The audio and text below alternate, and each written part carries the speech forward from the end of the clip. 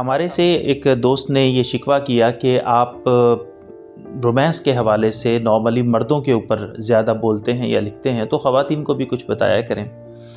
تو یہ بات ٹھیک ہے کہ ہماری روایتی جو معاشرے کی خواتین ہیں وہ لیس ایکسپریسو ہوتی ہیں، وہ شرماتی رہتی ہیں، لجاتی رہتی ہیں، اظہار نہیں کرتی۔ تو دیکھیں، جتنا عورت کو محبت کے اظہار کی ضرورت ہے اتنی ہی مرد کو بھی ضرورت ہے۔ اس چیز کو خواتین کو سمجھنا چاہیے۔ وہ جب باہر سے پتہ نہیں کہاں پہ سر کھپا کے آ رہا ہوتا ہے، پتہ نہیں کس کس سے بحث مباحثہ کر کے آ رہا ہوتا ہے، پتہ نہیں کس کس کی وجہ سے گھر کا ایک پروٹیکٹر بن کے وہ دنیا کے اندر لڑ رہا ہوتا ہے اور سامان زندگی فراہم کر رہا ہوتا ہے، لیکن اس کے ساتھ ساتھ وہ دنیا کے رنگ بھی دیکھ رہا ہوتا ہے۔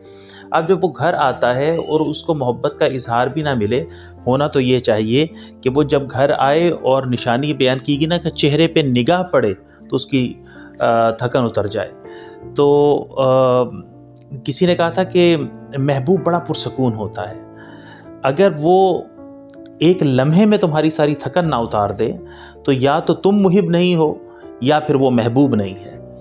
اس لیے جب ہم اپنے ساتھی کے ساتھ ریلیشن شپ میں ہوں تو ہمیں ایکسپریسو ہونا چاہیے، اپنا اظہار کرنا چاہیے، ہمیں خواہ مخواہ میں شرماتے نہیں رہنا چاہیے۔ یعنی میں اگر یہ کہہ دوں کہ یہ ہماری مسلم تہذیب کا حصہ نہیں ہے، یہ ہمارے مسلم تہذیب کا حصہ نہیں ہے، ہو سکتا ہے کہ بر صغیر کے کچھ کلچر کا یہ ولی گھٹن حصہ ہو لیکن وہاں کا حصہ نہیں ہے۔ تو جسے ہم مسلم تہذیب کہتے ہیں، جسے اسلامی تہذیب کہتے ہیں، جسے اپنا ورثہ کہتے ہیں، ہماری خواتین بولڈ ہوتی ہیں، کانفیڈنٹ ہوتی ہیں اور ایکسپریسو ہوتی ہیں۔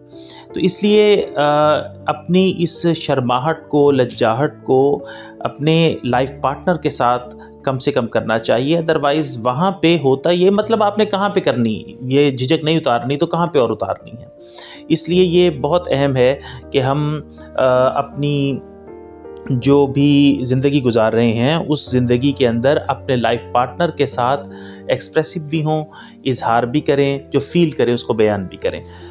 اور دیکھیں کئی تو ایسی ہوتی ہیں کہ بیڈ روم سرگرمی کے اندر بھی لاش کی طرح پڑی رہتی ہیں، یعنی وہاں پہ بلوں کے تذکرے، فیسوں کے تذکرے، یعنی یہ موقع نہیں ہوتا۔ تو اسی طرح بعض کے بچے ہو جاتے ہیں تو وہ بچوں میں منہمک ہو جاتی ہیں اور ان کے پاس اپنے ہسبینڈ کو دینے کے لیے ٹائم نہیں ہوتا۔ تو یہ وہ چیزیں ہیں جن کو آج کے اس مختصر پیغام کے اندر ہمیں بتانا ہے کہ آپس کا جو تعلق ہے اور آپس کا جو ٹائم ہے وہ کسی اور کا نہ دیں، کسی پہ قربان نہ کریں، بچوں پہ بھی قربان نہ کریں۔ ہر ایک چیز کو بیلنس کرنا ہوتا ہے، ہر ایک چیز کو سیٹل کرنا ہوتا ہے۔ یہ نہیں ہوتا کہ ہم وہاں پہ کٹ لگانا شروع کر دیں، چیزوں کو ایڈجسٹ کرنا ہوتا ہے۔ تو یہ اصولی طور پہ ذہن میں رکھ لیں، اگر ہمیں اچھا تعلق چاہیے، اچھی ریلیشن شپ چاہیے، ہم اچھی ازدواجی زندگی پرسکون انداز میں گزارنا چاہتے ہیں، تو ہمیں یہ چاہیے کہ اپنا تعلق اصولی طور پہ، اپنا ٹائم کسی پہ قربان نہ کریں، ایک دوسرے کو لازماً دیں۔ میں خواتین یعنی آپ ہی سے مخاطب ہوں آج، اس لیے یہ جو آپ کی فطری ملائمت اور نرمی اور پیار ہے نا، اس کو اظہار دیجیے، اپنے ساتھی کے لیے اظہار دیں۔ تب یہ ہوتا ہے جب ہم ایک دوسرے کے لیے صحیح زوج بن جاتے ہیں۔ تو وہ خدا نے جو کہا نا، میں اگر پڑھوں تو وَمِنْ آيَاتِهِ أَنْ خَلَقَ لَكُم مِّنْ أَنفُسِكُمْ أَزْوَاجًا لَتَسْكُنُوا إِلَيْهَا وَجَعَلَ بَيْنَكُم مَّوَدَّةً وَرَحْمَةً إِنَّ فِي ذَلِكَ لَآيَاتٍ لِقَوْمٍ يَتَفَكَّرُونَ۔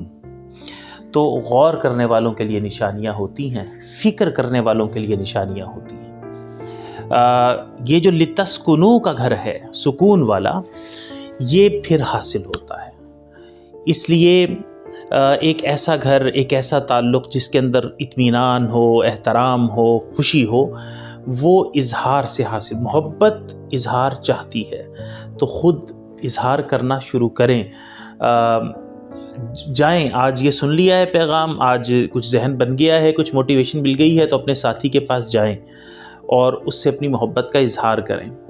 اس سے حق کر سکتی ہیں بھینچ لیں، کس کر سکتی ہیں کر لیں، اس سے جا کے اپنی ایموشنز کو، اپنی فیلنگز کو بیان کریں، تو خدا آپ کو بھاگ لگائے، آپ کے گھروں کے اندر رنگ لگائے۔